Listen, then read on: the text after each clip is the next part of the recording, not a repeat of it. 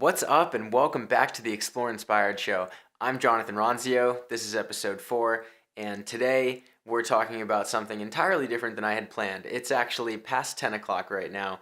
I was thinking all day that I was going to be talking about a totally different topic, and then I went for a run this afternoon, and then I posted something on Instagram, and then whatever I wrote on that caption, we're going to get into it, kind of just resonated with me and seemed to resonate with other people through comments, and it got me onto a different topic. And so what we're going to talk about today is keeping an open mind and the stuff that we love right now or don't love, and kind of just growing into developing who we are and what we like to do. So what I had posted on my Instagram was a picture of me trail running out in Scottsdale out in the McDowell Mountains, and I had said that, like, I used to hate running. Really, growing up, running was like my least favorite thing as far as activities went. Like, I liked sports, I liked playing basketball, I liked baseball, I liked manhunt, I liked just like actually playing something, and if it required running, then great, that was fine. But running for the sake of running was just not my thing.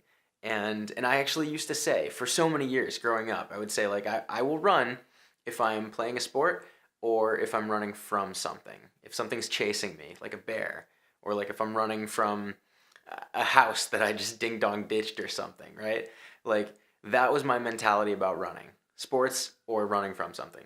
You better be chasing me. Somewhere along the line, that all changed. And I was just thinking about this when I came back from my run today, which was actually a really good one. I went out and I did 5.2 miles. My goal was to get that 5 miles in a 7-minute average mile pace, and I ended up getting it in a 6:42 average pace. So totally beat my goal and surprised myself, and it felt really good. And that experience just totally had me thinking about the fact that, like, I can't even remember a mile back in school when we were, like, running the mile in gym class where I ever had that good of a mile pace. I was more in like the 8-minute range, and like I knew some kids that were running like 5:30, 5:40, like my brother being one of them. I think he had like a 5:40 or 5:50 mile pace at some point in middle school. And like, kids were fast back then that were actually good runners, but I was never a good runner. And now apparently I am. That switch flipped for me somewhere along the line, and I just started to love running. I became addicted to running. I finally understood what that running high was. And running for me, it went from being something I dreaded to such a meditative and creative outlet that I actually really, really crave for my life. If not every day, every other day. And if I don't get out there running every other day at least, I feel like I'm missing out. I feel like I'm cheating myself of something. And it's just so wild to think about that shift in mentality from going from just hating running, saying that I was not a runner, I would never run for the sake of running. There was only certain conditions that would even get me to run, and now, like, running is part of my weekly routine, my weekly fitness and mental health routine. And that got me thinking about so much other stuff, that it's not just about the running and the fitness or anything in that realm. It's about so many different things in life that you just your palate turns over, right? You grow and you evolve, and your tastes change and your preferences change. And like, even professionally, like writing, I literally run a blog and also write for other clients and other publications, and like, writing is literally my job. Like, I am paid to write, and that is what I actually love to do. I love to write and share stories. And backtrack 10, 15 years, you can ask my English teacher, Kate Lawson, back in Franklin High, who I actually got drinks with recently, and we talked about this. Um, I hated English class. I hated writing. It wasn't for me. It was not my strong suit. And and it was just a chore. It was literally homework that I put off until the bus ride before school. And it turns out that that's like a big part of my professional career. So crazy to think about where you grow, where you started with the things that you didn't like that now you love, or that you now rely on, and that become like such a huge part of who you are that at one point were not. And things that were part of who you are that you identified with that are now no longer a huge part of your description of self, your bio, your personality, whatever. Like, there is so much change that happens so fast. It doesn't feel that way when you're going month to month, week to week, year to year. It doesn't feel that way. But when you reflect on 5, 8, 10 years, 15 years, 20 years, whatever it is, damn, does life go fast. And how crazy does it change? So I guess the point of it all is that you can't have a closed mind. Like, keep an open mind. There are things that maybe you haven't tried, or maybe you have tried and you haven't liked, that you will like at some point in the future. I remember when I was first like trying shrimp. I was a kid and I'd go to all these parties, like family parties or barbecues or whatever. There would always be shrimp cocktail out, and I always wanted to like shrimp. And every time I'd go and I'd like take some shrimp, dip it in the cocktail sauce, I'd eat it, and I just hated it. But I always wanted to like it. And so I kept trying it every single time. It was determination. I was like, I'm gonna try shrimp again. I'm gonna try shrimp again. And I kept trying every time. And then, like, I don't even know, I can't pinpoint when it happened, but all of a sudden I liked shrimp. Your tastes turn over, not just with your taste buds, but with your life, right?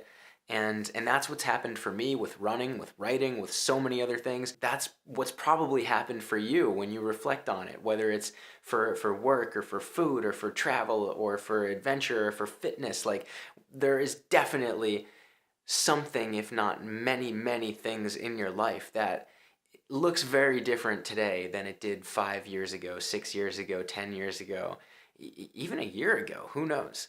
And that will look so different that same amount of distance in the future. Like, the whole point, I guess, of everything I'm saying, again, is to keep an open mind. Never write off an opportunity. Never write off a chance to try something. I'm babysitting my nephew Trip, and I had made some crepes, and I offered to have him try a crepe. He's never even seen a crepe, and he says, no, disgusting. Don't want to try it. I'm like, I'm sure you're gonna like it. It's delicious. And he's like, nope, don't want it. Don't want it at all. It's not pizza. It's not square pasta. It's like, you know, there are times when you just are dialed in on what you like, what you know, what you're comfortable with, what you're willing to accept to try.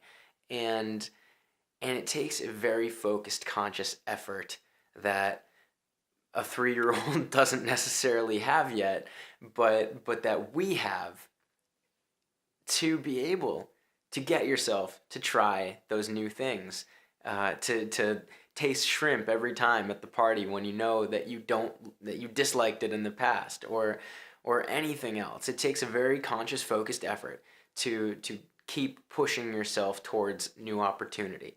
But the door does open, and eventually, when you will push past the part that sucks, and get from the bad taste or the really crappy feeling after you went running to craving shrimp or a run or sitting down to write a blog post or a book or whatever it is for you. That practice of keeping an open mind helps you learn, helps you grow. It helps you develop confidence in yourself to take risks and to embrace opportunities.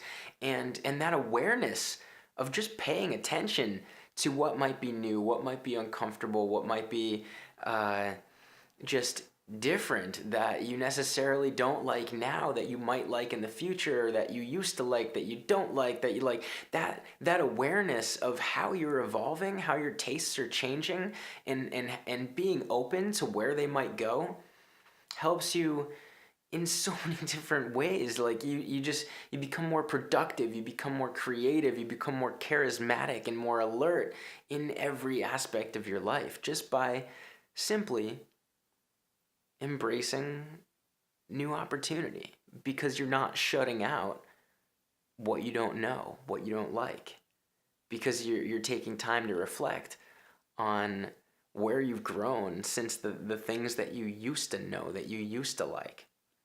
When you see that difference between the past and today, you're more apt to accept the difference between today and the future. But it takes that time to step back and reflect. What it all comes down to is to avoid anticipating the negative outcomes. Like that's really at the heart of why you don't want to try something new, right? That's at the heart of why Trip, my nephew, didn't want to try the crepes, is because he's anticipating that he won't like it. He's already formed that opinion in his mind that I'm not going to like the crepes. Or the reason that you're not going for a run is because you think at the end of that run you're going to be sore. Or the reason that you're not trying sushi is because you think that at the end of trying sushi you're going to be sick, right? Like there's always a negative outcome that you're focusing on that keeps you from trying the thing that you should be opening your mind to try because you just might love it. And if the worst case scenario is you didn't like the crepe, you didn't like the run, you were sore, you got sick from the sushi, like whatever, it's temporary, right? Keep that open mind. Don't anticipate the negative outcome. Be the eternal optimist. Just be ready for what's new, what's awesome, where things are going, the future of your likes and loves and your taste preferences, and just again take that second to think about how things have changed in your life 1, 2, 3, 4, 5, 6, 10, 15 years, how things have evolved for you. And that should make you more comfortable with accepting the unknown of where things are going and what you might be scared to try because you don't know if you'll like it. That is it for the Explore Inspired Show, episode 4. And I'm kind of trying to keep my voice down here in respect for our neighbors that we share walls with because it's like almost 11 o'clock on a Thursday night. Because again, I pivoted the topic and had to kind of think this through and just get in front of the camera before the day was out. But I hope that the lesson resonated with you, that you connected with it, and learned a little something about just, I guess, being mindful of being more of an optimist and not focusing on the outcomes and keeping the open mind the everyday norm. Because that's really what it takes to grow. So yeah, that's it. And if you enjoyed it, please like, share, comment, shoot me a message. Let's chat. Like, always happy to engage in a conversation and hear how things are going for you, where you have grown, what you love today that you didn't always like, or what you want to love but you don't like right now. Like, happy to talk to you about any of that. So please subscribe on YouTube, like the page on Facebook, and if you're not on the newsletter, get on it. And you can connect with me at Jonathan Ronzio or at Explore Inspired across tons of different channels. Again, thank you for tuning in, and I'll see you next week.